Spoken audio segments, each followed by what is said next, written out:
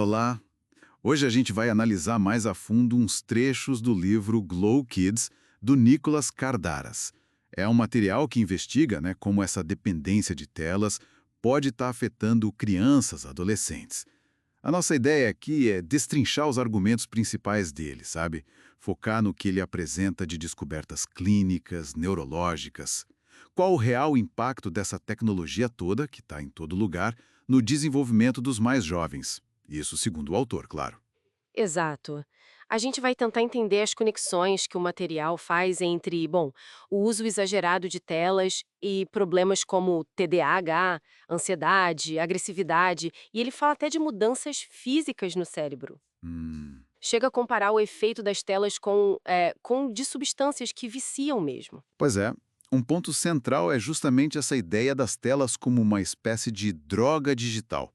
O texto menciona umas pesquisas de imagem cerebral, Sim. mostrando que telas muito estimulantes, tipo o iPad e tal, ativam o centro de prazer do cérebro, de um jeito parecido com sexo, por exemplo, liberando muita dopamina.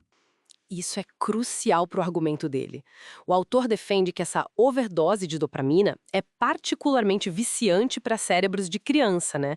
Que ainda estão formando, menos preparados para lidar com tanto estímulo. Entendi. O texto até cita um exemplo bem forte: o uso de realidade virtual, um jogo chamado Snow World, usado como analgésico para vítimas de queimadura, mostrando uma potência que ele compara à da morfina. Nossa, comparar com morfina e como isso se traduz, assim, em diagnósticos que a gente ouve falar, que preocupam pais e educadores.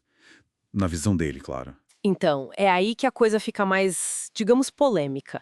O livro faz uma correlação bem direta entre usar demais as telas e um aumento nesses diagnósticos psiquiátricos. TDAH, né, o transtorno do déficit de atenção, Uhum. vício, mesmo sem substância, ansiedade, depressão, agressividade, e ele chega a falar de psicose. Psicose? É. E afirma, baseado em algumas leituras de imagens cerebrais que ele cita, que existiriam danos neurológicos parecidos com os da dependência de cocaína. É uma afirmação bem pesada. Uau! É impactante mesmo essa comparação. E tem mais coisas sobre efeito neurológico? Tem. O autor fala também do que ele chama de embolsamento sensorial. Ele cita uma pesquisa alemã que indicaria, tipo, uma perda da consciência dos sentidos com o tempo, ligada a ficar muito na tela. E isso afetaria a capacidade de aprender. Hum. Usa até uma frase do Roald Dahl, algo como apodrece os sentidos dentro da cabeça. Bem forte, né? Falando em aprender, o livro também bate na tecla da tecnologia na educação, né? Questiona se funciona mesmo. Exatamente. Ele dá exemplos, tipo aquele jogo antigo Oregon Trail. Um jovem contando que focou só em ganhar o jogo, não aprendeu nada da história real por trás. Entendi. O foco muda. É. Critica essa ideia de que um jogo imersivo substitui a experiência de verdade, sabe? Tipo, ir pra natureza. Aí ele cita Thoreau, Walden. Faz sentido. E a visão que ele apresenta é que essa falta de experiência real, tipo brincar na rua, ter mais liberdade, algo que ele até liga a uma mudança no jeito dos pais criarem, talvez mais medo, superproteção. Ele conecta isso com o caso do Ethan Pats, lá nos Estados Unidos, que mudou muito a percepção de segurança. Ah, sim. E essa falta de mundo real acabaria empurrando as crianças mais ainda para o digital, como um refúgio, talvez. Entendi a conexão. E a parte social, o livro também fala disso? Fala. Aborda a tal depressão do Facebook.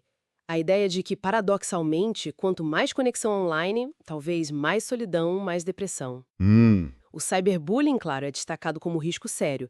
Ele menciona uns casos bem trágicos, né? Megan Meyer, Amanda Todd. Pesado. A análise tenta diferenciar essa ilusão de conexão online dos laços sociais que são de verdade, né?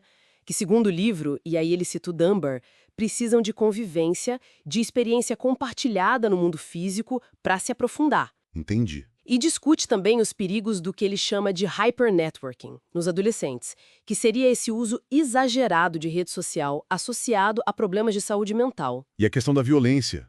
Aquela ligação com o videogame que sempre dá o que falar. Ah, sim, o autor liga o uso de jogos violentos a um aumento na agressividade. Ele cita estudos, casos específicos, aquele do Dan Patrick. Lembro desse caso. Atirou os pais, né? Isso, depois que tiraram o jogo dele. E outro caso, Nathan Brooks. São exemplos bem chocantes que ele usa para reforçar o ponto. Mas ele apresenta isso como causa direta? Olha, é importante notar, e o próprio material menciona isso de alguma forma, que, embora ele apresente essa correlação forte e esses casos, o consenso dos especialistas, mesmo os que ele cita, geralmente aponta os jogos violentos como um fator de risco, entre vários outros, né? Não como a única causa da agressão. Ok, um fator entre outros. Isso. O texto também descreve uma coisa chamada fenômeno de transferência de jogo, que seria quando a linha entre o jogo e a realidade começa a ficar meio, borrada para alguns jogadores mais compulsivos. Entendi. Bom, então, para a gente amarrar um pouco a visão que o Glow Kids apresenta, a gente tem as telas agindo quase como drogas no cérebro, possíveis impactos neurológicos e psicológicos bem sérios, Sim. dúvidas sobre a tecnologia na educação, esses paradoxos da conexão social e essa ligação preocupante com a agressividade. É isso, é bem por aí. A tese central do autor é essa. Exposição exagerada e muito cedo às telas pode sim, na visão dele, reconfigurar o cérebro que está se desenvolvendo. E isso traria consequências talvez duradouras. Por isso ele defende tanto a necessidade de limites claros, sabe? Períodos de detox digital e uma reconexão forte com o mundo real, com a natureza, com as pessoas, cara a cara. Fica então a reflexão que esse material provoca, né? Num mundo que não tem mais volta, é digital.